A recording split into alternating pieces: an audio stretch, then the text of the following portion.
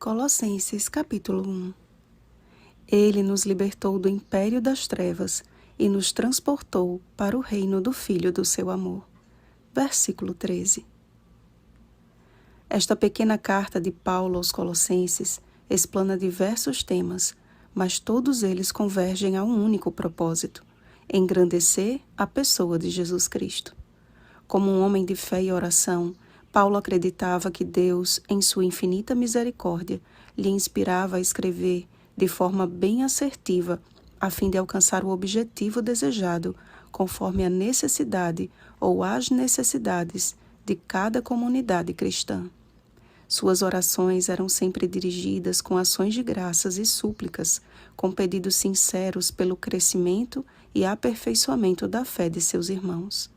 O pleno conhecimento de Deus e de sua vontade deveria ser o alvo espiritual das igrejas de Cristo, advertindo a todo homem e ensinando a todo homem em toda sabedoria, a fim de que apresentemos todo homem perfeito em Cristo.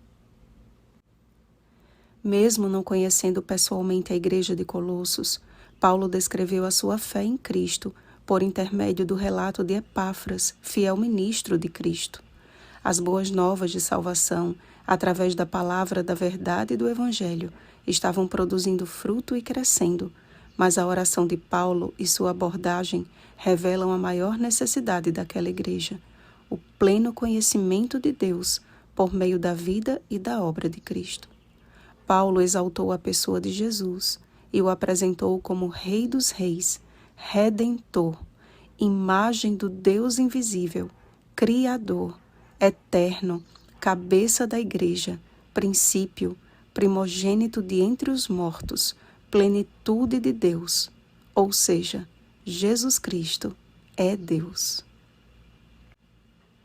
Esta verdade precisava ser reavivada e confirmada no coração dos colossenses dia após dia.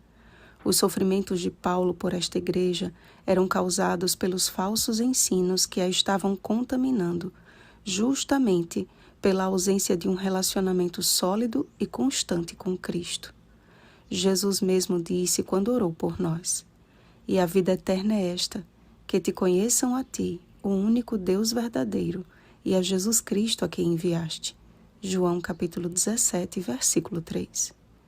Conhecer Jesus não se trata de uma apresentação formal e nem se resume a um único encontro. Conhecer Jesus é experimentá-lo todos os dias. É um relacionamento diário e crescente. Cada dia nos é dada a oportunidade de conhecê-lo mais através de uma vida de comunhão com Ele. A palavra da verdade do Evangelho está à nossa disposição a fim de não apenas nos oferecer informações, mas é a voz de Deus ao nosso coração, falando da esperança que nos está preservada nos céus. Paulo tornou-se um ministro do Evangelho justamente porque o seu encontro com Jesus não ficou limitado à estrada de Damasco. Diariamente, Jesus era uma presença muito real em sua vida, de forma que considerava os sofrimentos como uma leve e momentânea tribulação que produz para nós eterno peso de glória acima de toda comparação. 2 Coríntios capítulo 4, versículo 17. Cristo em nós, a esperança da glória, deve ser uma experiência diária, e a todo aquele que se dispõe a seu serviço, ele promete: "E eis que estou convosco todos os dias, até a consumação do século." Mateus capítulo 28, versículo 20. Precisamos, como Enoque, andar com Deus. Gênesis capítulo 5, versículo 24. Jesus precisa fazer parte do nosso dia a dia, e o estudo diário das Escrituras e a oração nos proporcionam isso. O ensino da Bíblia tem o poder de transformar vidas, a fim de que nos tornemos perfeitos em Cristo. John Wesley, certa feita, afirmou: "Dai-me 100 homens que nada temam senão o pecado e que nada desejam senão a Deus, e eu abalarei o mundo." Essa é uma verdade que faz todo sentido quando lembramos do apóstolo Paulo e dos poucos cristãos primitivos que, debaixo de duras cargas, pregaram o Evangelho a toda criatura debaixo do céu. Ou seja, o mundo antigo foi abalado pelas verdades das Escrituras. Chegada é a hora desta geração ser abalada com o pleno conhecimento de Deus através dos verdadeiros adoradores do Deus vivo.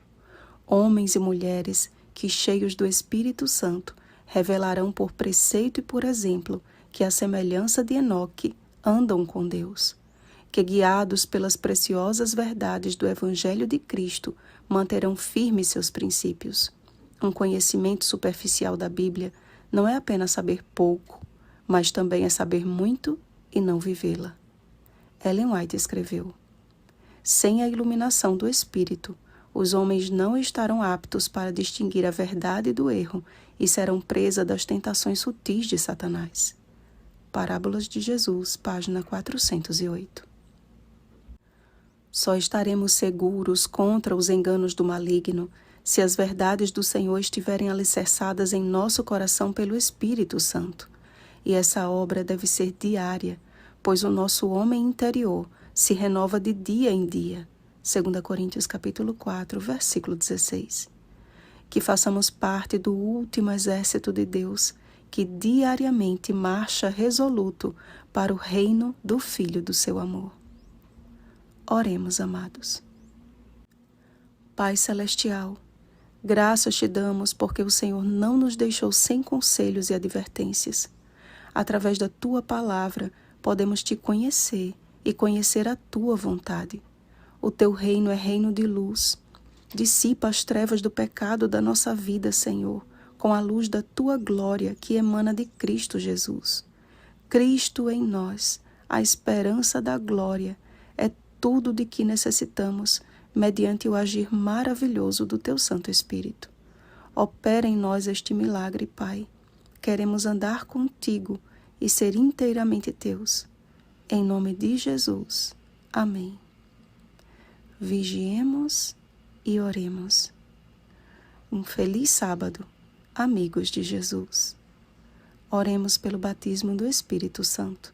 Oremos uns pelos outros. Rosana Garcia Barros.